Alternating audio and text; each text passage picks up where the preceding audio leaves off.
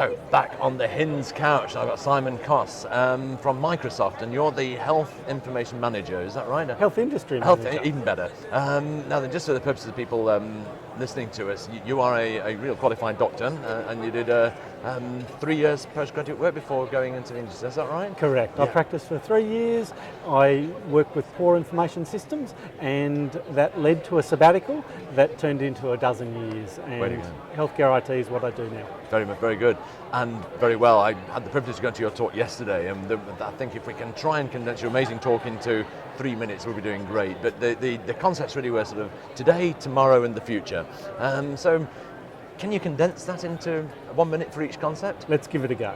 Do your best. So look, I think our challenge in healthcare is sustainability. How do we modernise sustainably? So I think if we look at it in 3 horizons, technologies that other industries use well today that health could learn from and adopt.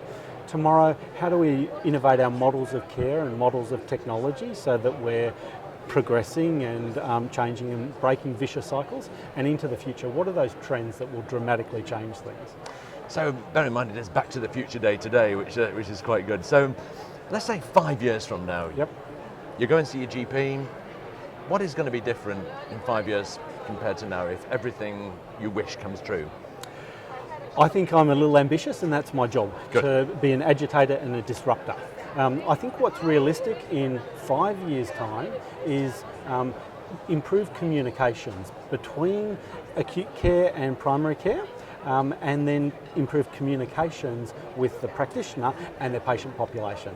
And I'm not just talking about the phone.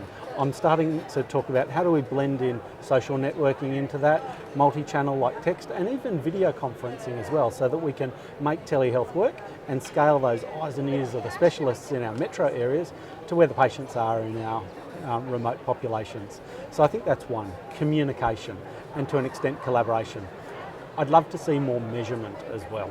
I think that we are all busy in our day jobs, but we don't necessarily sit back, take stock, and have a look from a data perspective, what sort of outcomes we have in our area, how that compares to other areas, and use that to improve our practice. So if I saw better communications, better collaboration, and some measurement in 5 years, I'd be very happy. So will the GP desk look very different 5 years from now? Will we have Microsoft toys on there? Or is this all going to happen behind the computer screen? I'd like to say that we have mobile devices, tablets running Windows 10. I think the beige boxes are around for a while, and I think that refresh cycle is long. I still see a role for a lot of hands-on interaction, so I think we'll see all the paraphernalia of otoscopes and stethoscopes and tongue depressors and the rest of them, and they need to be there. I do see a role for photographic medicine, so rather than just looking in an eardrum, in the future and within 5 years, it's going to be pretty practical just to take a little snapshot and put that in for posterity to compare it. Then we might be able to track conditions, chronic ear conditions, glue ear, otitis media, those perforated eardrums, how do they heal? So I'd like to see that. But I think into the future, technology should become invisible in the background, blend in and actually enhance the patient consultation rather than something that gets in the way. Nicely put. And you and I talking yesterday that we're not going to see computers replacing the human touch, and that was reassuring to know. So we've been talking with other people here about the fragmentation we currently have with the health system, and how are Microsoft going to defragment that? We're taking a partner approach. So Microsoft rarely engages directly. We support development partners across the continuum, and we have thousands of partners.